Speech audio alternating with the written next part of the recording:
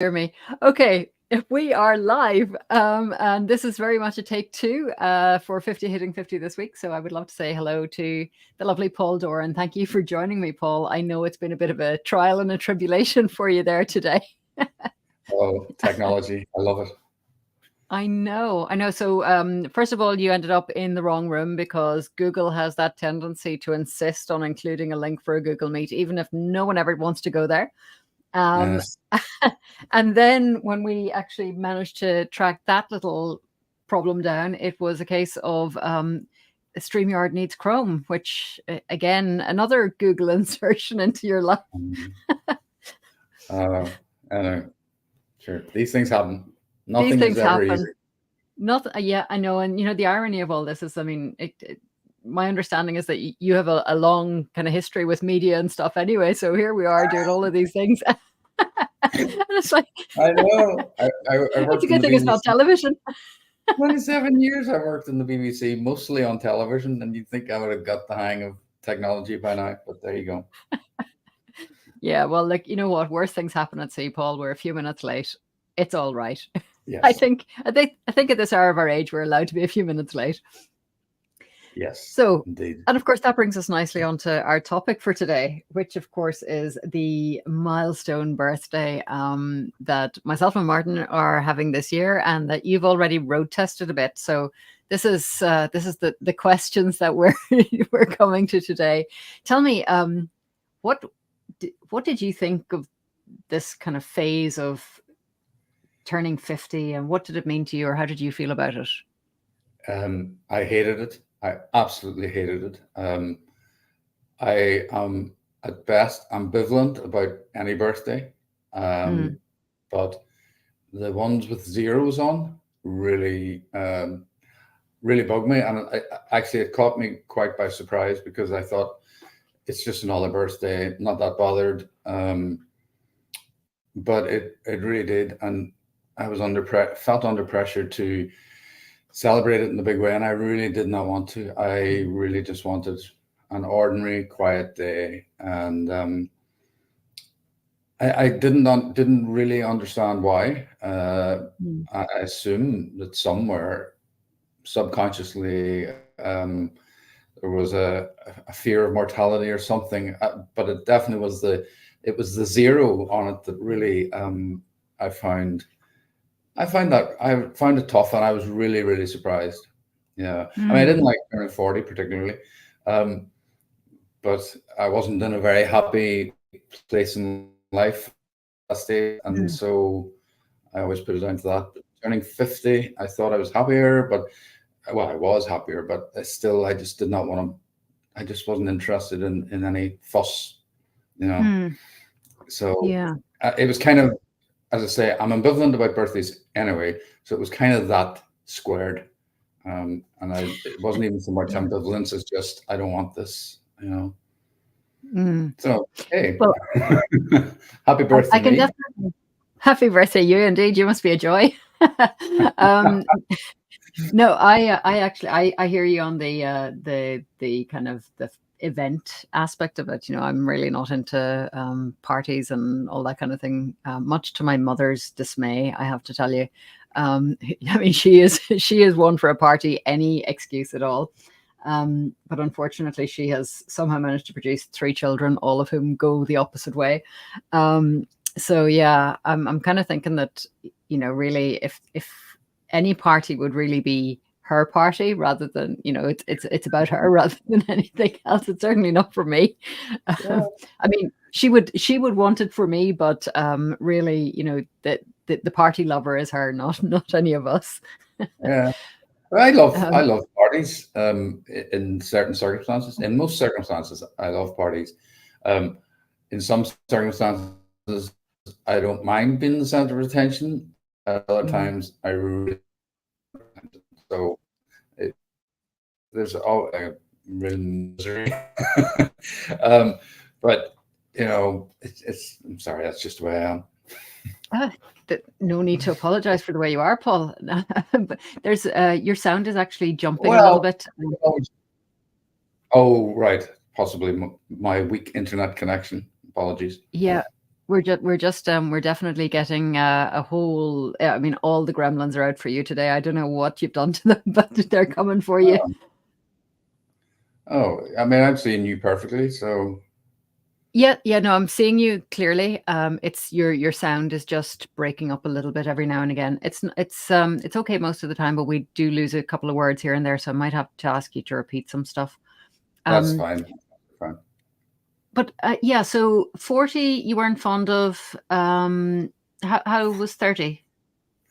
I don't. 30 was fine. I certainly don't Mm, remember anything particularly special or negative. It was okay. mm, So I think that's why certainly turning 50 really surprised me. And I know people say age is just a number, and in a lot of ways it is. mm. And I do consider myself extremely lucky. I've never had bad health. I'm feel as fit and healthy as I ever have been. And I'm well past 50 now. And I have the musical taste of a 15-year-old girl. So it's not like I've, aged in that respect. I listen to Taylor Swift 24/7.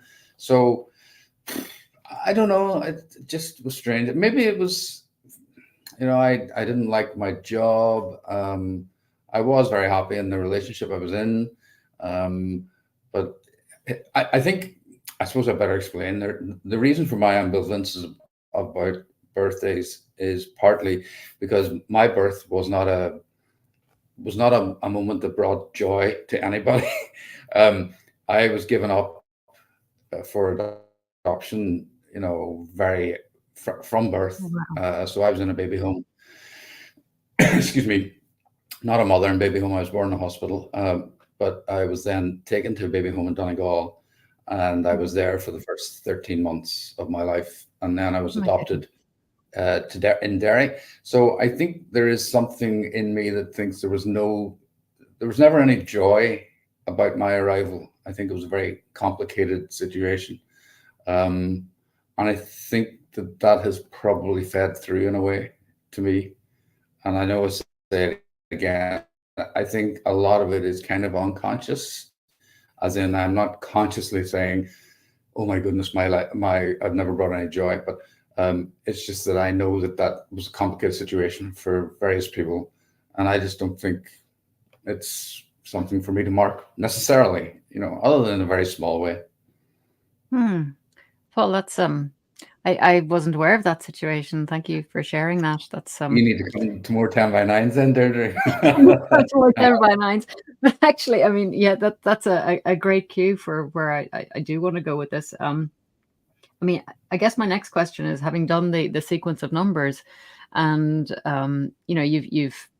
you've tried out the 50, and how do you feel about having been, having road tested 50 for a while now? And are you as ambivalent, or how do you feel about 60 coming up? That is a really interesting thought.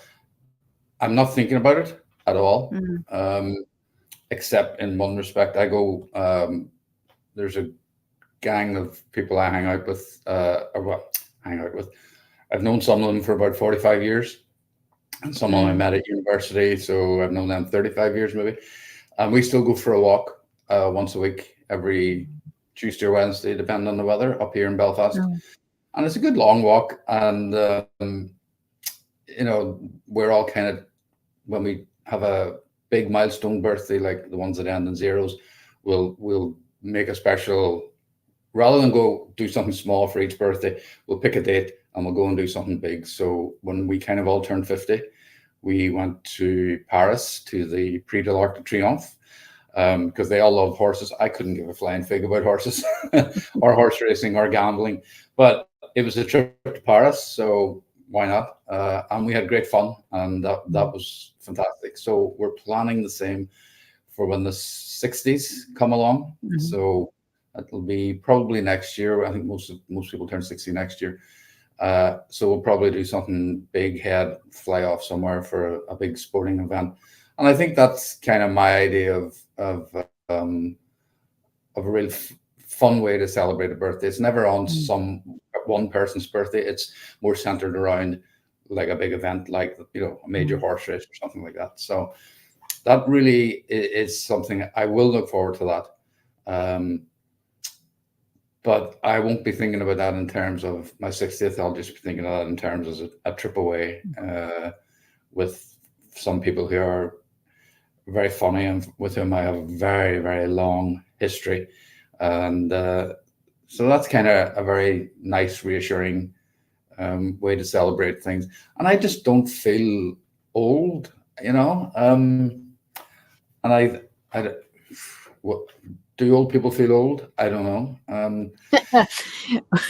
Well, I can tell you, I think that there are probably some people who just, you know, don't really ever get to feel like they're old. I mean, my gran, and I've referred to her a few times on this, she's 95 now.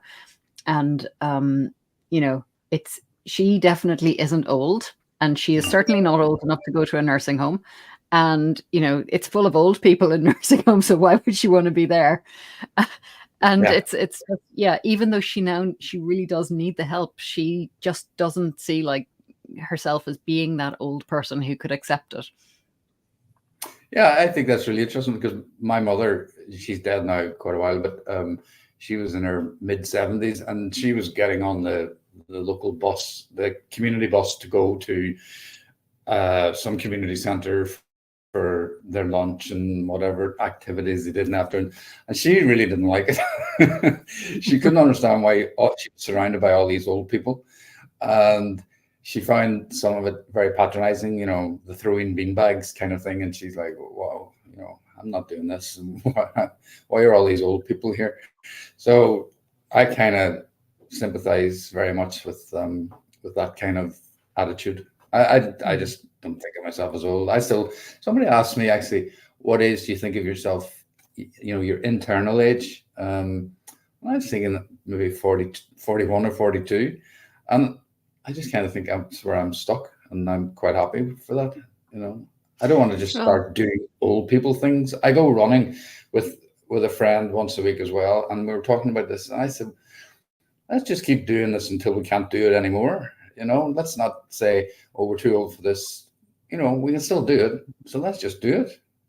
At some point, our bodies will say, "You got to stop," but we're not there yet. So I'm not going to be dictated by numbers.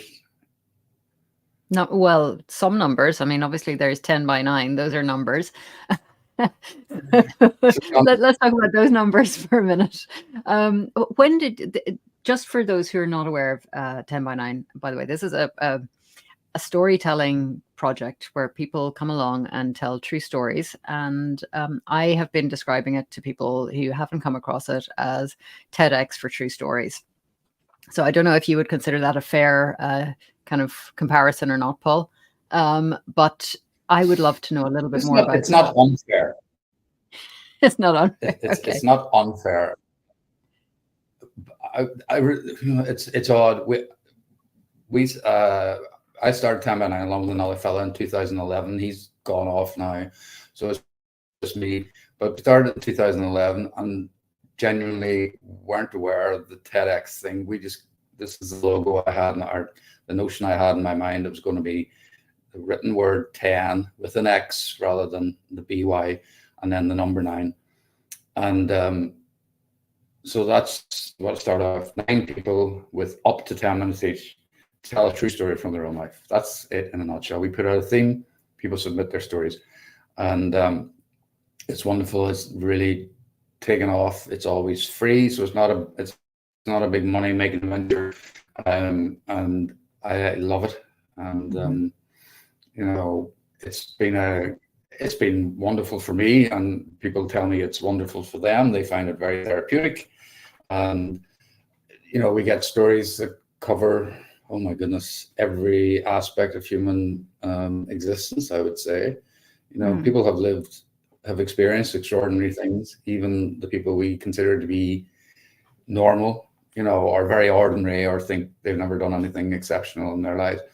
But everybody has, I know it's a little cliche, everybody has a story. Most people have many stories, but it's kind of helping people to bring those stories out and to kind of formulate them into, you know, less than 10-minute package. That's kind of my challenge, I suppose, and to recruit people. So, Well, yeah, I mean, it just and I seems love it. I absolutely love it. yeah. One of the things about this format, which is absolutely lovely, and it's such a supportive environment and so on for people to share so many different kinds of things, like you said. I guess it really fulfills that sort of that human desire to be heard. Hmm. So that's one of the things that occurred to me about it. To be heard, to be heard in a kind of a safe community, to be allowed to just share your version of events, your things that happened to you, how they were for you, without any judgment on them, without any need to defend them. They just are, and that's one Yeah, of the lovely things about it. yeah. I mean, I do edit stories, but that's usually because they're too long, or they sometimes go off tangents, or they maybe haven't concentrated on the thing that I think they should be concentrating on. But they are very much their own words, and people often submit their story and they put in, as I don't know, as Oscar Wilde or as Winston Churchill would say, and then they'll give you a quote, and I will always ask them, please take out the quote. I am not interested in what Winston Churchill, Oscar Wilde, Voltaire, whoever has to say. I want to hear what you have to say. So, Mhm. it's really about people in their own words. It's not a big literary endeavor. We have some amazing writers, and we have some very nervous writers, and we have some people who just get up and tell us stories as if they were sitting talking to you over a cup of coffee. So it's all kinds of styles and all kinds of delivery, and all we have the extremely confident, and then we have the extremely nervous and the shy and the reluctant. Mm. And those were the people that even from the very start, that's the people we really wanted to get to, because we always thought you're going to get the performers and you'll get the showman, and that's fantastic because they are highly entertaining. But we really Mm. as well wanted to get the people who felt nobody would be interested in my story, has ever wanted to hear my story, or who never felt the opportunity to hear for their story to be told. Just those people, or just never thought they had the confidence to do it. And it's wonderful when you see them get up and actually, tell a story that is so important to them. And our audience is exceptional. No matter where we do 10 by 9, the audience is exceptional. People will stumble, people will lose their way, people will lose their place when they're reading the stories, because they very often have scripts. And there's never a noise in the room. So you might have somebody who's kind of lost their place for 10 seconds, but you will have pure Mm. silence. And I'm always saying to our first timers, I understand you're nervous, but believe me, don't be nervous about the audience. The audience is there and they are supporting you. They want you to do well. This is it's not an open mic, it's not a stand-up night. People don't come along to heckle. We've never had hecklers, thank goodness. It's not Mm. interactive. It's, nobody's going to question you at the end. Nobody's going to fact check you. So, it's just people speaking, telling their story on their own terms. And Mm. it's wonderfully, it's wonderfully engaging. And it's incredibly humbling when someone takes you into a part of their life that, you're a complete stranger to them, they're a complete stranger to you, and yet you kind of share and connect over a story that's very, very intimate. Indeed. And this is so 2011 you started this, Paul. So that means that this 10 by 9 was with you through that 50th birthday. Um, what sort of a role did it play in your life at that point? I'd say it was a once a month kind of little, pastime. Didn't involve a lot of effort, except getting the stories has always been the hardest part. But I really enjoyed it. But we were playing to small audiences, and then it was only, when we started, we were in the Black Box in Belfast, which is they have two venues, and the one at the front is, holds up to 70 people. When we started, we had 25 people coming along and maybe 4 or 5 storytellers. And then over time that just built, and then eventually we were filling that room, and we were asked, I think it was Pride, asked would we do one for them and do it in the big room, which was, a big leap, because we're going from a capacity of 80 to a capacity of 180. So that was more than double capacity, and we filled it and never looked back. So it became bigger and bigger, and then people started approaching saying, oh, could you do a 10 by 9 for this company? Could you do a 10 by 9 for up in Limavady? Or could you do 10 by 9 in Port Stewart or Derry or Armagh? So that's really where it kind of took off. And then I just kind of took it on. And it's just been, and there's a podcast. So when I started doing the podcast in 2017, I think it was, that, takes up, probably initially it took up about a day and a half. Now maybe it takes up 3/4 of a day to get that all written, edited, published, etc., etc. So that takes up, that started to take up more time. So it became more like a part-time job, and which is kind of what it is now. So, and tell me, so at what point did you leave the BBC? I got voluntary redundancy last year. So about a year ago. And, I see. So you were running all of that in tandem with a full-time job as well. No, I went part-time at the Beeb. I just wasn't happy. I wasn't happy there, and I'd been there too long. There wasn't anything new to do. I wanted to devote more time to 10 by 9 and also maybe try other things. So when the opportunity to leave came up, I said, yes, thank you very much. And they said, okay, off you go, bye-bye. And we were both very happy, I think. Sometimes that's the best way. But yeah, I was speaking to someone recently, and she's kind of around the 50 mark as well, and very much felt that this was a stage in life where taking on new things and new challenges was, that was behind her. And I was like, I don't think so. But I mean, obviously it's different approaches. What would your take on it be? Yeah, I think I think you realize you're not going to change the world. You have to come to terms with that. I wasn't going anywhere in my job. I kind of lost interest in it at that stage. And, 10 by 9 was something that I actually loved doing and still do. And, so it just made sense to kind of, I got an opportunity to leave, so I did. And, that's now given me new opportunities and more freedom to pursue 10 by 9. So I've done work over in Scotland, done work with, international aid workers, and did work in prisons before COVID, which was, sobering and eye-opening and incredibly humbling as well. So it's just provided a lot of opportunity. And, I think I'm sensible enough to know that, I will keep doing 10 by 9 as long as I can keep doing it, just like the running, until something tells me you have to stop.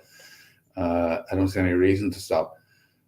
But, it's not going to take over the world. It's not going to make me millions. It's not even going to make me hundreds. But that's never what it's been about. So, so that's, tell me, just, I mean, so if you were to just kind of look another 10, 15 years down the road, what would you want for 10 by 9?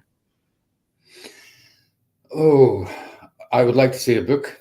I'd like to see a regular publication. And I haven't got around to that.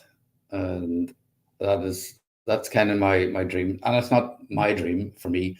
I'd really like to get some of our storytellers into print, because I think it would really mean a lot to them. And so that would be kind of where I'd like to see it. There are 10 by 9s in Australia, in the States, across the water in Britain. And I'm quite happy for them to kind of, plow their own furrow and do their own thing as long as they stick within our rules. Hmm. Um, it's not going to be the next best. It's never going to be the next big thing. It's not going to play the Albert Hall, and that's fine. I'm quite happy in the black box. I'm quite happy with 180, 200 people coming along to enjoy it. I'm quite happy going up to Limavady, Port Stewart, Armagh. I'm kind of at the stage of life, I think, where you know, I don't want to kill myself. I Hmm. don't feel I can sit down in an afternoon, do all the work I need to do, go out for a walk, and come back, read a book, go to bed, and that's me quite happy. I think I'm at a stage of life where you know peace and quiet is quite good. Hmm. I don't. I'm not looking for excitement in nightlife. Yeah, yeah. I mean, our priorities and what levels of I guess excitement and stimulation we need, they definitely change over time, don't they? We appreciate things differently, I guess. Um, so I mean, you were talking about going to Paris for your 50th, and my treat to myself is to go and sit in the Pantheon for an afternoon. It's like, okay, what are you going to do for your birthday? I'm going to sit in an indoor graveyard. So, What could be better? what could be better? It's Yeah, funny. so, Graveyards are. I love graveyards. I me love too. graveyards. And there are so many stories in graveyards. It's Mm, incredible. Incredible. yeah. You look at a headstone and you see birth dates and the death, and you think, oh my God, that person was 34. You know, Mm, two of their mhm. children died at the age of 7 or 5. And you just think, oh my God, so many tragedies and sadnesses. Just, I love them. I try to go to graveyards where sounds bad. I don't think it's maudlin. I don't think it's odd at all. I think it's perfectly sensible to go to graveyards. It just fabulous. They're peaceful. There's They are nowhere peaceful more peaceful than places. a graveyard. Yeah, and I think it's Yeah. it's one And of as my these. mother said, sorry, as my mother used to say, you've more to fear from the living than you do from the dead. And I mean, it's so true. It is. It is. Yeah.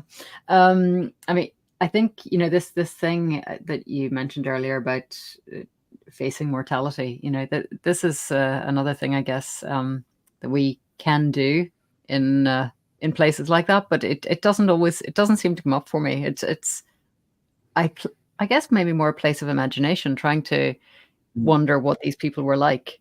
You know, what were their lives like? How different were they? Yeah. How similar were they to what how we live our lives now? Um, yeah, so that's that's my graveyard theme. Well, I went to a graveyard. I don't know how I found it. It was in Donegal a couple of years ago, and there was a modern plaque up on a wall, and it was for two young babies who had died in 1918. But the headstone, I wouldn't. It wasn't on a grave. It was just again up Mm, attached to the wall. But it was obviously a new plaque, and I was curious why was somebody putting up a new plaque to a child who mhm, died in 1918. I mean, who would even remember that child? And I think I put it on Facebook. Somebody came back, and I'd said these children. I assume these children died in the Spanish flu. Blah blah blah. Somebody looked it up, came back, said, yeah, they died in the Spanish flu. Somebody else got in touch and said, yeah, the family had erected this in 2018 on the 100th anniversary. And I thought, that is quite incredible because mhm. that obviously those two babies were still remembered in the family history. Yeah. No one would still be alive who had ever encountered those children. I just thought it's wonderful. People don't forget. We think they Mm, do, but they really don't for a long, long time. And the impact of the death of those two children must have played into that family dynamic for a long, long mm. time that they felt they then needed to put up a plaque to the memory of those two children. I just find that fascinating, It really really is. fascinating. You often hear people who have had babies who die very young, and this is in the Mm, past, and they were basically told, oh, don't worry, you're young enough, you can have another one, and this was supposed to be a comfort to them. But it's clear that those people never forgot those babies, never. And I find that incredibly moving, actually. It really is. Yeah. So It's don't walk past it's the such graveyard. Always pop in. always pop in, indeed, see who's there. Yeah, Paul, look, I don't normally do this, but do you want to give a shameless plug for 10 by 9? of course I do. Go for it. Well, our next meeting is in the Black Box in Belfast on the 22nd. So that's Wednesday week. And among the speakers will be one Deirdre Morrison making her Black Box debut. I was kind of hoping you'd go more general than that. And like, the website or the podcast or something. Well, I always go by what's the next thing coming. So the next thing coming really is a live event, probably a podcast coming out this week. There are on the website at the minute 279 podcasts, and most of them have about 3 stories on them. So there are probably 900 plus stories on there. And how would people find that? What's the web address? They'll find that, I beg your pardon, on our website, which is 10by9.com. Also, they can just subscribe at all the usual places. Of course, it's free. Please go ahead and go on and listen. You will hear some unbelievable stories and some incredibly funny stories. Some people are just so funny. And sometimes stories are so funny, even when they're full of pain and tragedy and loss. But people just have a way of weaving in humor. And I think that's amazing. And it's a great gift. And people can do that. And very cathartic for them. And they tell us that it is therapeutic. But, it's not therapy. So check that out. And of course, we're on social media as well. So, Facebook, Instagram, and Twitter. And again, we just give you information. We don't flood your feed with nonsense, and we don't go retweeting lunatics. We just let you know what 10 by 9 events are coming up, themes when a new podcast comes out, that kind of thing. And there's new events going up on the website all the time. So fantastic. Well, look, just to be clear, that's 10 by 9, TENX, the number 9.com for anyone who's looking for it. I'll put it in the comments as well for anyone to find it. Paul, thank you so much. Just Google and come up. You're very welcome. It's been a pleasure. Thank you so much. I'm gonna this now, and I'll see you in a minute. Okay. Bye. Thank you.